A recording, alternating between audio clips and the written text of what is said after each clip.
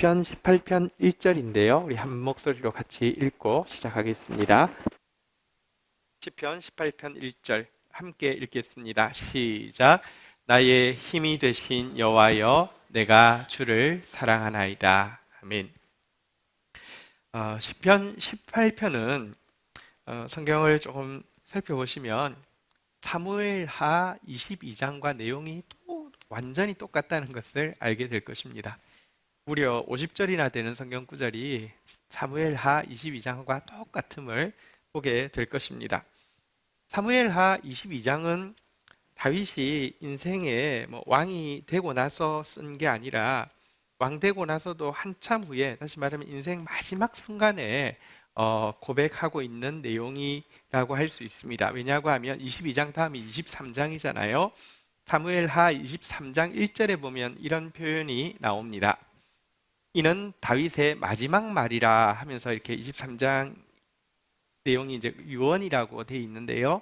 이것은 22장 역시 그의 인생의 마지막 고백이라고 할 수 있습니다. 자, 그런데 제가 시편 18편하고 사무엘하 22장이 똑같다고 했는데 딱 한 가지 차이가 있습니다. 그게 뭐냐고 하면 사무엘하 22장에는 없는데 시편 18편에만 있는 고백이 우리가 읽었던 18편 1절입니다.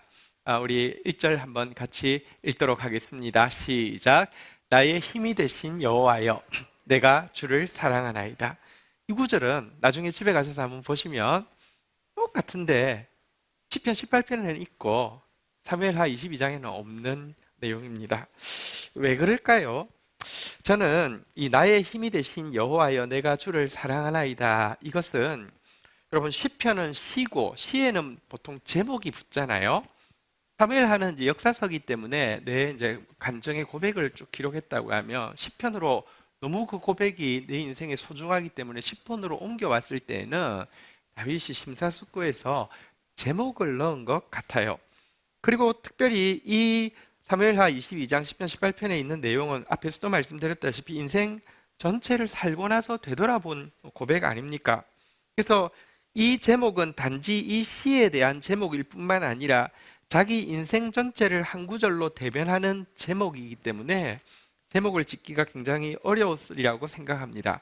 아주 엄선해서 만든 제목이라고 생각합니다.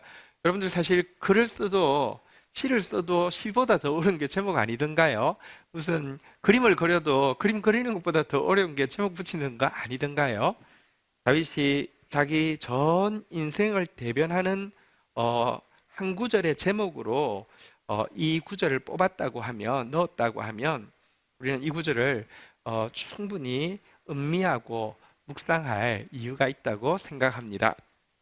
이 고백은 두 가지 고백으로 인생의 제목을, 자기 인생 전체의 요약의 제목을 두 가지를 담고 있는데요. 한번 따라하겠습니다. 나의 힘이신 여호와여.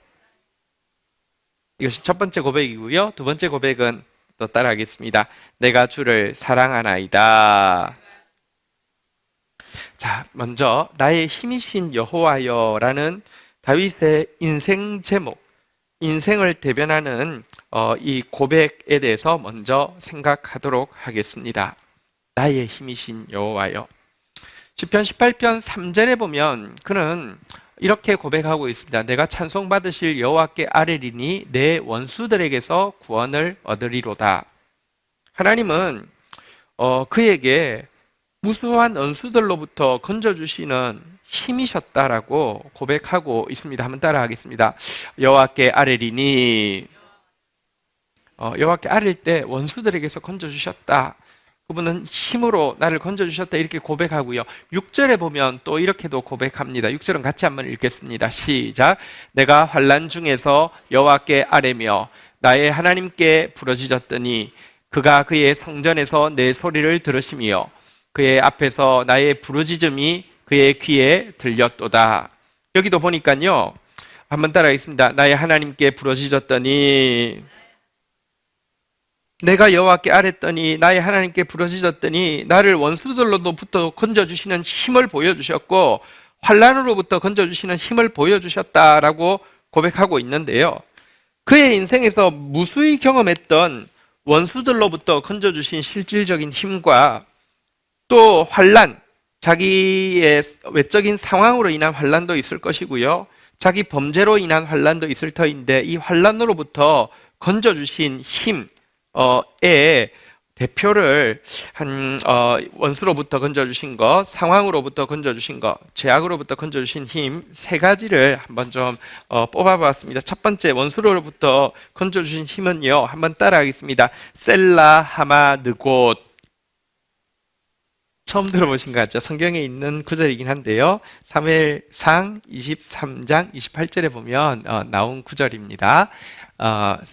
여기 셀라 하마 느곳 사무엘상 23장 28절 어떤 내용인지 조금 설명을 드리겠습니다. 다윗이 사울로부터 도피 생활을 할 때 유다 광야에서 주로 했었습니다.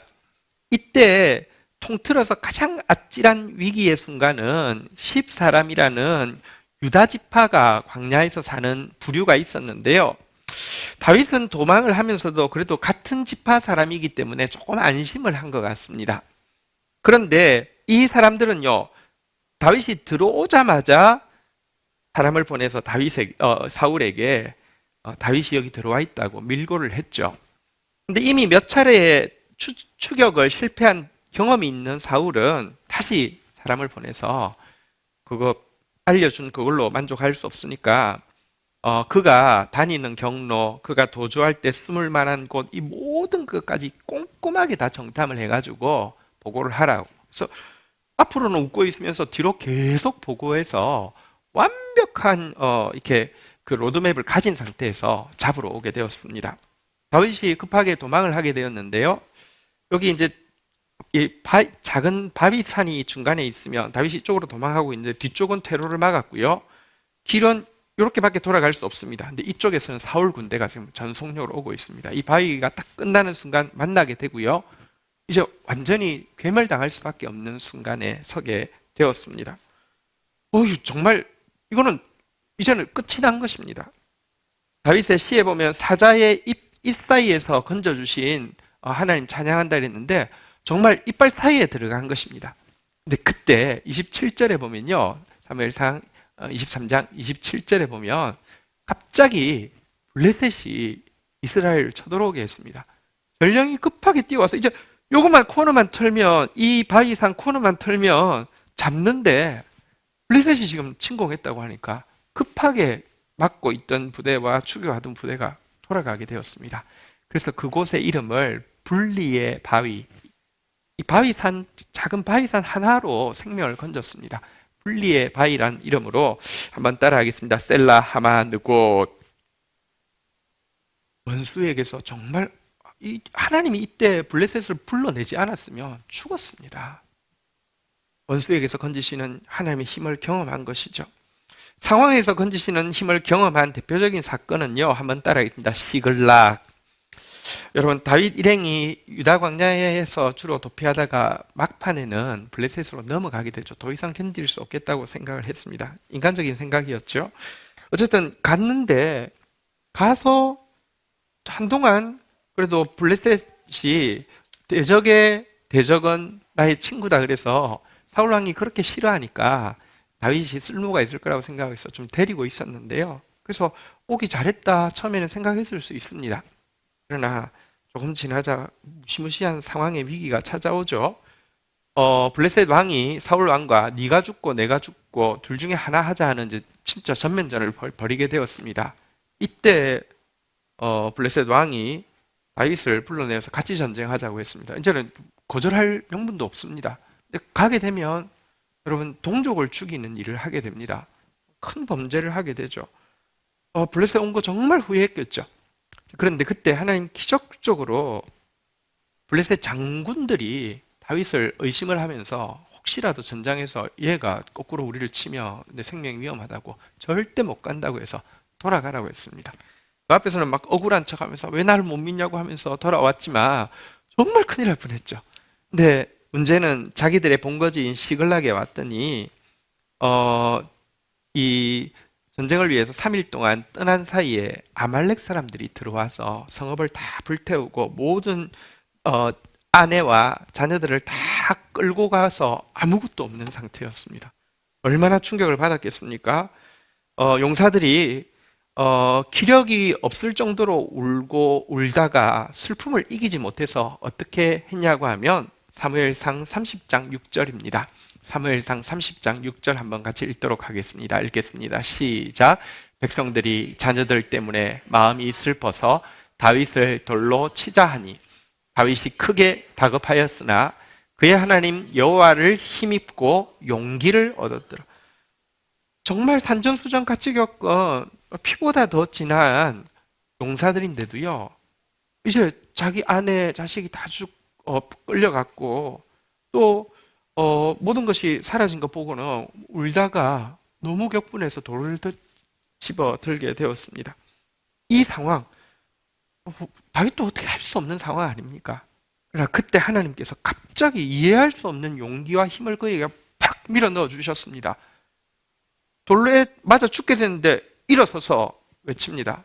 여호와의 에봇을 가져오라고. 그리고 여호와께 묻겠노라고.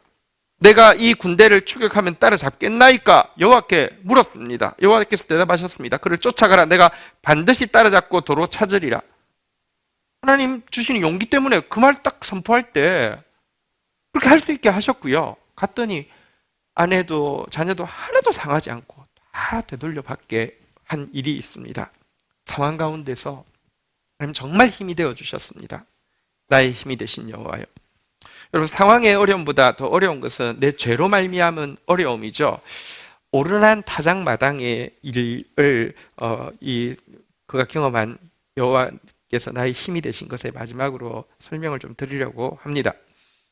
다윗이 막판에 큰 범죄를 저질렀죠. 그것은 인구조사입니다. 무엇이냐고 하면 자기가 아무리 생각해도 자기가 이뤄낸 일이 너무 위대한 것입니다.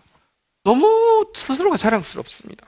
그래서 그걸 곱씹어 보면서 음미하고 싶어서 인구조사를 시켰습니다. 인구와 모든 재화에 대한 조사를 시킨 것입니다. 근데 이 근저가 교만이기 때문에 하나님이 너무너무 싫어하셨습니다. 인구조사가 뭐 그렇게 큰 일입니까? 여러분, 교만이 뭐 그렇게 대단한 일입니까? 아닙니다. 무시무시한 일입니다. 여러분, 독일이 신학과 철학과 예술 너무너무 발달되어 있었지만 1차 대전 이후에 전쟁 망해서 좀 이렇게 침체되어 있을 때 히틀러가 나타나서 신이 인간을 지을 때부터 지배종족과 피비지배종족을 뒀는데 우리는 하나님께서 이 온 세상을 지배하라고 세우신 지배종족이라고, 우리 위대한 종족이라고, 우리 위대하다고 이 이야기 앞에서요, 피지배종족 혹은 그것의 대표인 유대인들 죽이는 것을 대부분의 이 독일 사람들이요, 조금도 가책을 느끼지 않을 수 있었습니다. 교만이 얼마나 무서운 줄 아십니까? 지금도 여러분, 미국을 위대하게, 여러분, 인간은 누구도 위대하지 않습니다. 똑같습니다. 그러나 그런 모토가요, 교만을 심어준다고 하면 그것은 굉장히 위험한 일입니다. 어쨌거나 여러분, 다윗의 이 사건이 하나님 앞에서 악했기 때문에 하나님께서 재앙을 내리셨죠. 재앙이 세 가지였는데 3년간의 기근을 택할 것인지, 3달 동안에 왕위에서 쫓겨나서 또 도망가는 것을 택할 것인지, 아니면 겨우 3일 동안에 전염병을 택할 것인지 할 때 전염병을 택했습니다. 제일 가벼워 보여서요. 근데 만만치 않았습니다. 첫날에 지방에서 전염병이 시작됐는데 하루 만에 7만 명이 죽었습니다.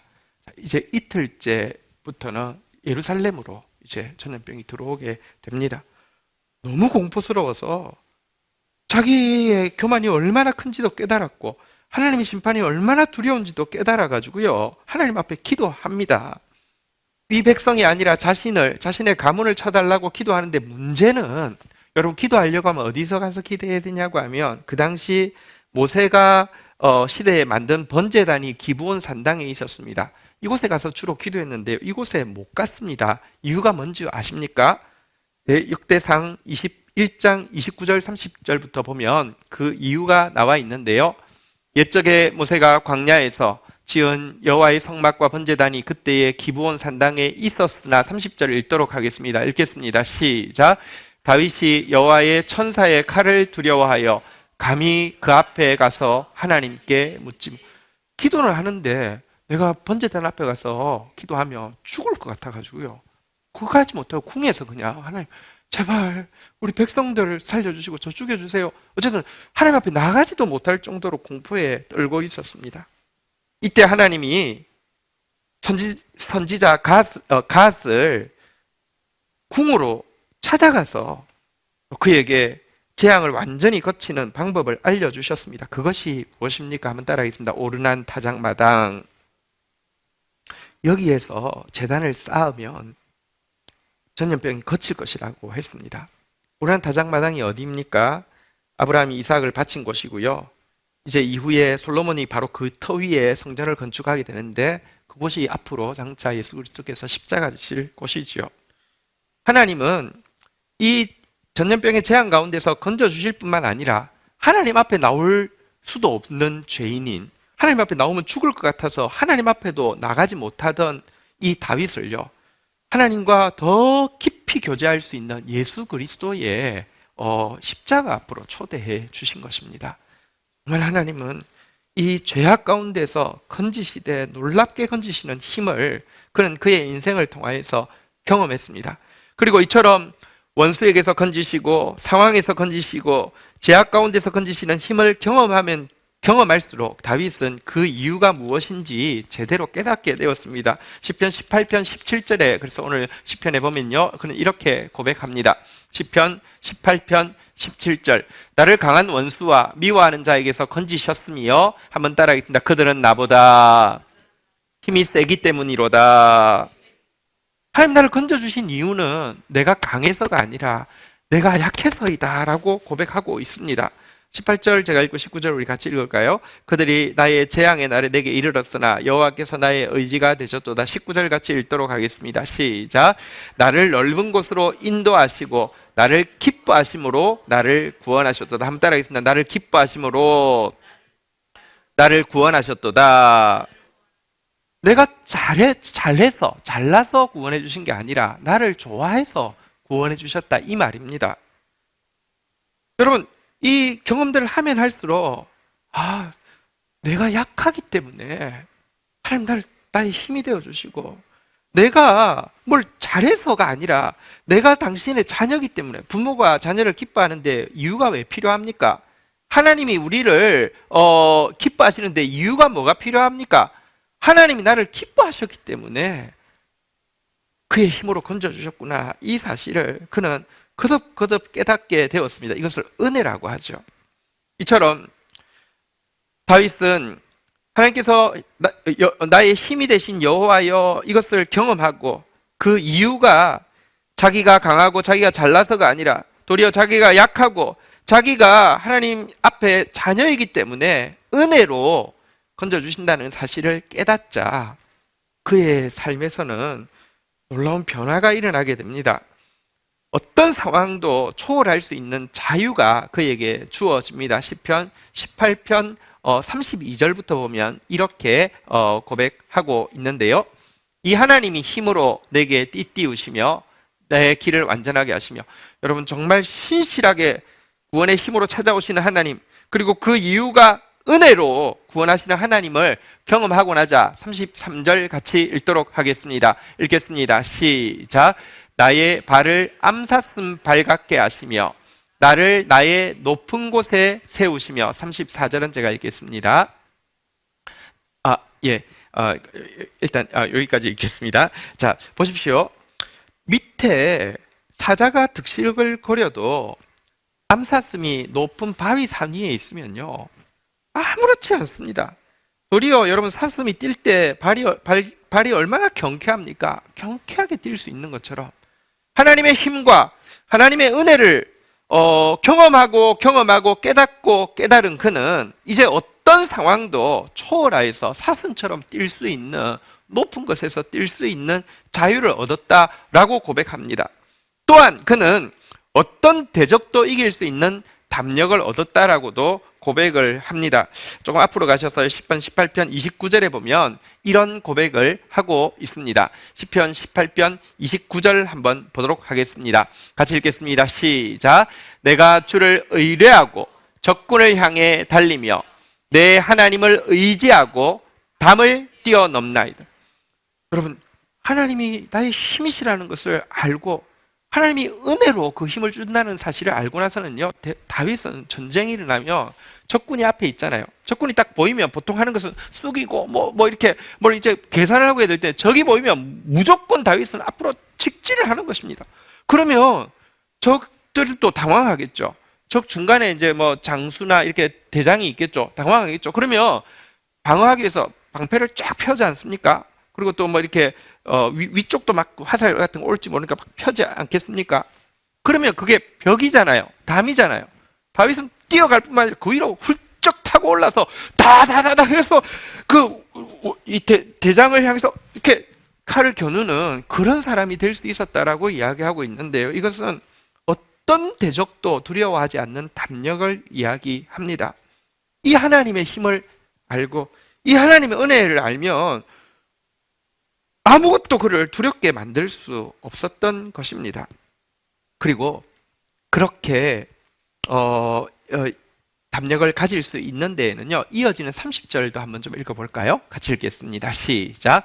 하나님의 도는 완전하고 여호와의 말씀은 순수하니 그는 자기에게 피하는 모든 자의 방패시로다. 여러분, 그가 내가 여호와께 아뢰리니 나의 하나님께 부르짖었더니 기도와 또 오늘 여기서는 보니까요, 하나님의 도는 완전하고 여호와의 말씀은 순수하다고 이야기했는데요. 그 하나님의 말씀 의지하고 나아갈 때에 그를 두렵게 할 것이 아무것도 없었고 그를 맬 것이 아무것도 없었다라고 고백을 하고 있는 것입니다. 이것이 다윗이 자기 인생의 제목으로 뽑은 첫 번째 고백입니다. 나의 고백되어지기를 원합니다. 되돌아보면 원수로부터 건져주신 힘을, 또 내가 어떻게 할 수 없는 상황으로부터 건져주신 힘을, 그리고 특별히 내가 벗어날 수 없는 죄로부터 건져주신 힘을 우리는 무수히 경험했습니다. 또 이것은 정말 하나님의 은혜였음을 저희들도 깨닫게 되었습니다. 지금도 이전처럼 여러 가지 어려운 시련들이 올 때 두렵기는 하지만 여러분들, 이상하게 바위산 높은 곳에 있는 암사슴 같은 자유가 우리에게 주어졌고요. 또 내가 맞닥뜨려서 싸워야 될 때가 되면 다윗처럼 먼저 적군을 향해 뛰달리면서 담을 뛰어넘고 싸울 수 있는 담력도 허락하여 주셨습니다. 나의 힘이 되신 여호와여, 이 고백이 저와 여러분들의 인생 제목의 고백, 더 견고한 고백되기를 주의 이름으로 축원드립니다. 두 번째 고백인 내가 주를 사랑하나이다, 짧게 보도록 하겠습니다. 한번 따라하겠습니다. 내가 주를 사랑하나이다. 한 번 더 고백합시다.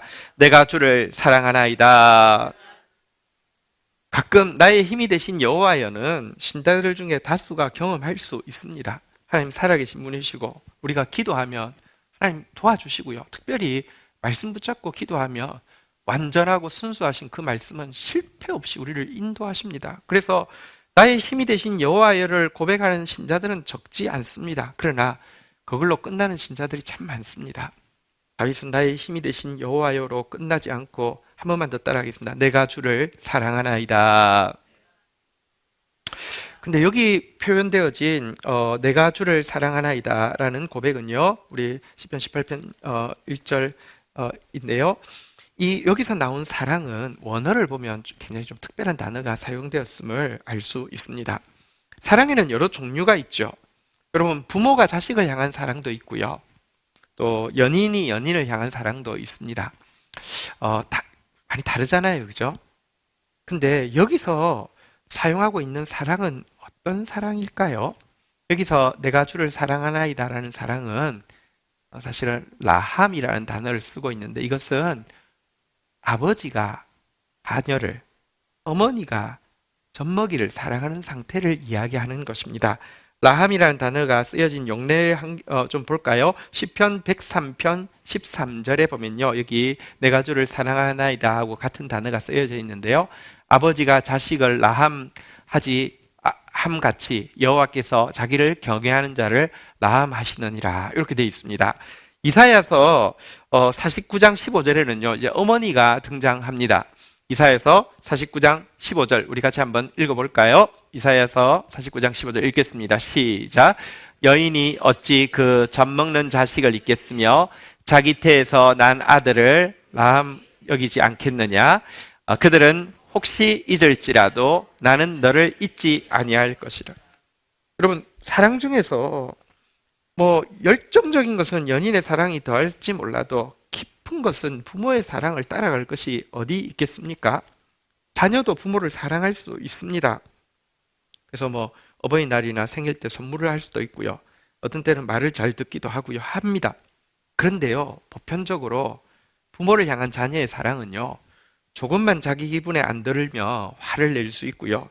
조금만 자기 마음에 억울해도 막 따지고 들고요. 조금만 자기가 이해 안 돼도요, 대들고요.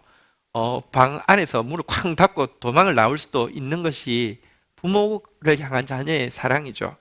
그러나 자녀를 향한 부모의 사랑은요, 애가 화를 내도 애가 따져도 애가 대들어도 나도 화나고 나도 따지고 싶고 나도 대들 수는 있지만 그래도 변함없이 그 자리에 서 있는 것은 부모지 자녀가 아니지 않습니까?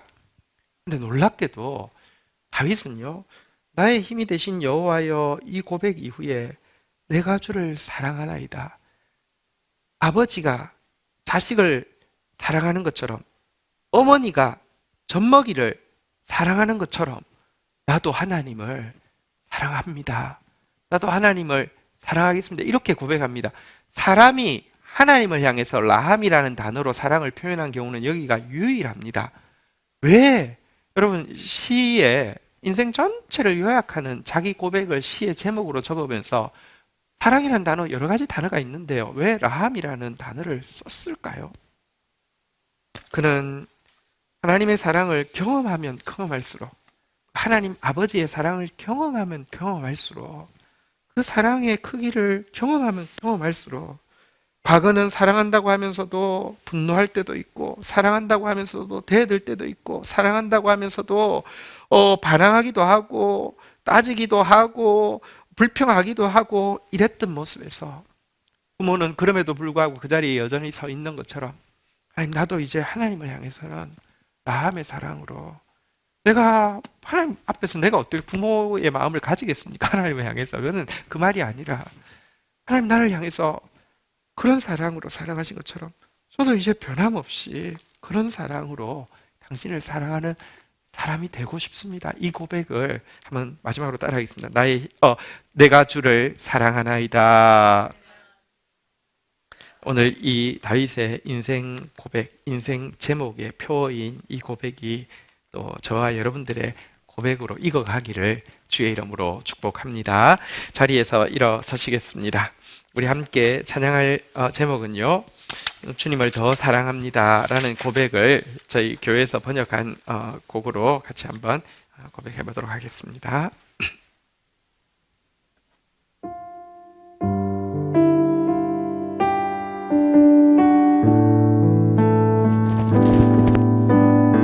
주님을 더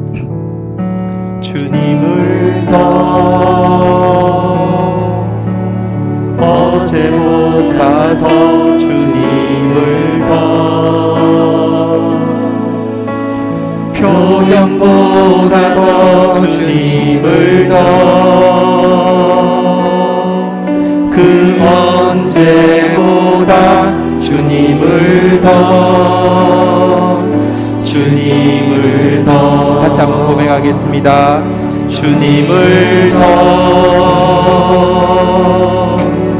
어제보다 더 주님을 더 표현보다 더 주님을 더 그 언제보다 주님을 더 주님을 더 내쉬는 숨보다 고백의 말보다 심장박동보다 더 주님을 더 시간이 지나고 나 주 곁에 곁에서 결코 물러서지 않으리. 옛 삶으로 주님을 더 어제보다 더 주님을 더 표현보다 더 주님을 더 그 언제보다 주님을 더 주님을 더. 우리 이 시간 다시 한번 고백할 때 오늘 다윗이 나의 힘이 되신 여호와여 내가 주를 사랑하나이다, 이 고백을 담아서 주님을 더 어제보다 더, 주님을 더 표현보다 더, 주님을 더 그 언제보다 주님을 더 사랑합니다. 내 쉬는 숨보다, 고백의 말보다, 심장박동보다 주님을 더 사랑합니다. 시간이 지나도 나 주 곁에서 결코 물러서지 않겠습니다. 부모의 마음으로 나에게서 한 번도 떠나신 적이 없으신 주님 앞에서 나도 결코 물러서지 않는 마음의 사랑으로 주님 앞에 서고 싶습니다. 우리 고백 담아서 우리 다시 한번 고백하며 나가도록 하겠습니다.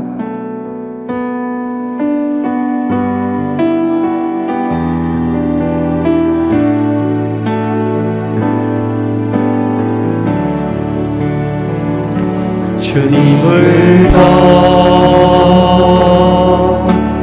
어제보다 주님을 더 PPT 좀 부탁합니다. 표현보다 더 주님을 더 그 언제보다 주님을 더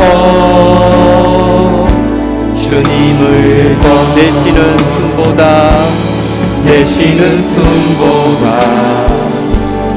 고백의 말보다 심장박동보다 더 주님을 더 시간이 지나도 나 주 곁에서 결코 물러서지 않으리. 옛 삶으로 주님을 더 어제보다 더 주님을 더 표현보다 더 주님을 더 그 언제보다 주님을 더 주님께 더 높은 고백을 주님께 더 높은 고백을 주님께 더 높은 고백을 주님께 더 높은 고백을 주님께 더 높은 사랑을 주님께 더 높은 사랑을 주님께 더 높은 사랑을 주님께 더 높은 사랑을 주님께 더 높은 노래를 주님께 더 높은 노래를 주님께 더 높은 노래를 주님께 더 높은 노래를 줄게. 주님을 더 어제보다 주님을 더 표현보다 더 주님을 더 그 언제보다 주님을 더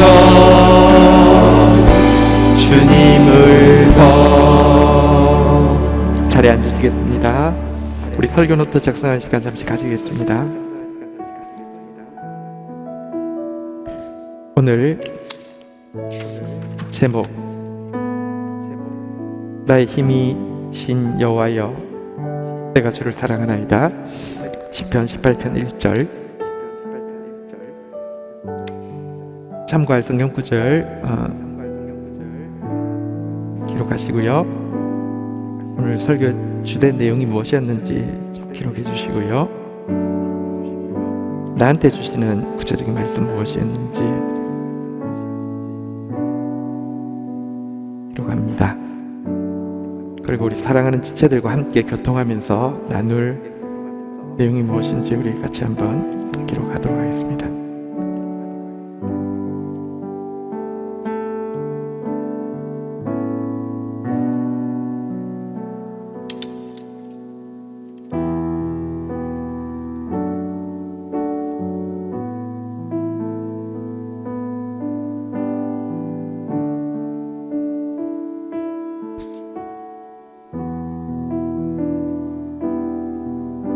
나의 셀라 하마 누곳은 어디였는지, 나의 시글락은 어디였는지, 나의 오르논의 타작마당은 어디였는지 주님 앞에 고백하면서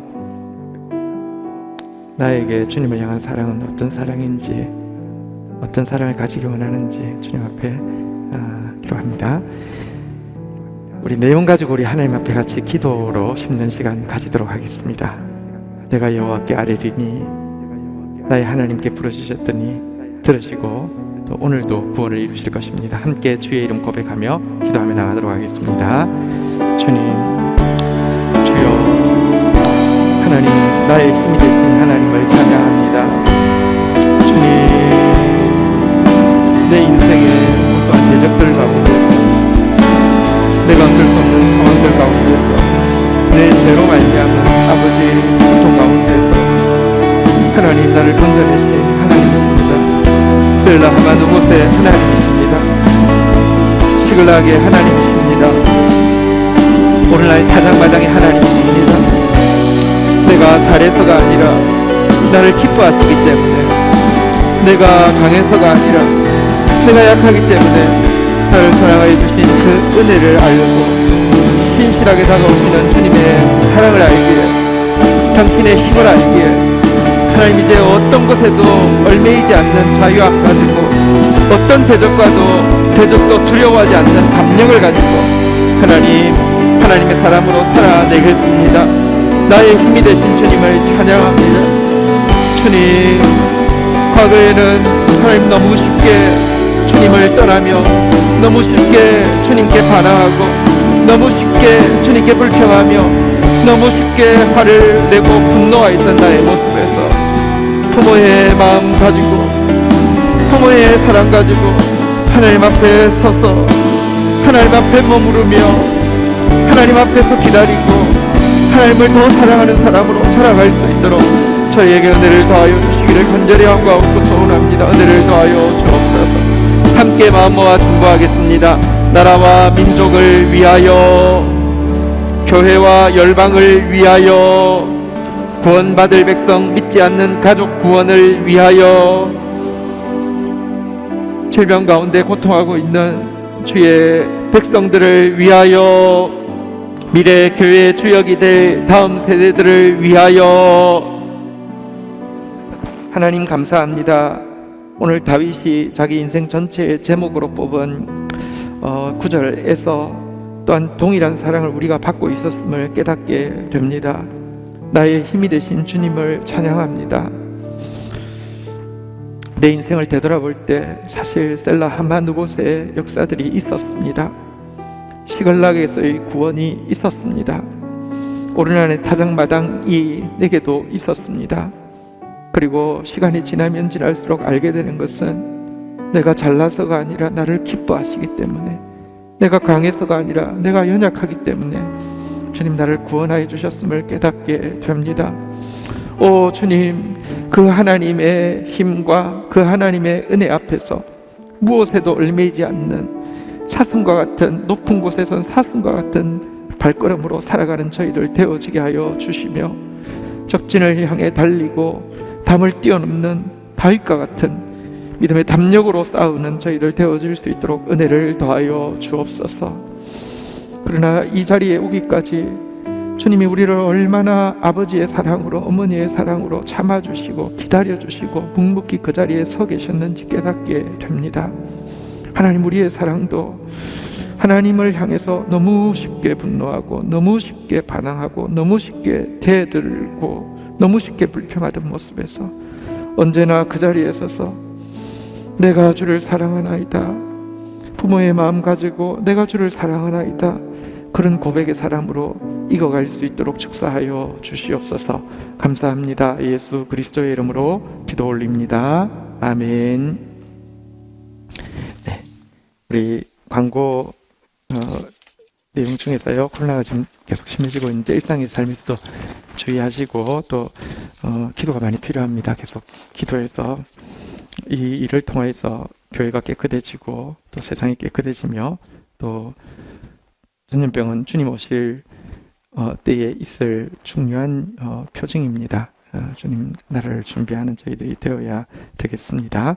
우리 올해 스파크 때문에 제자 영역 하나도 못했는데 다행히 우리 하반기에 성경 통독반이 시작되어서 벌써 이제 구약 다 뗐고 신약 마태복음 이제 다 떼고 진도가 굉장히 많이 나왔습니다. 아직도 50여 명 이상이 생존해서 계속 지금 완독하고 있습니다.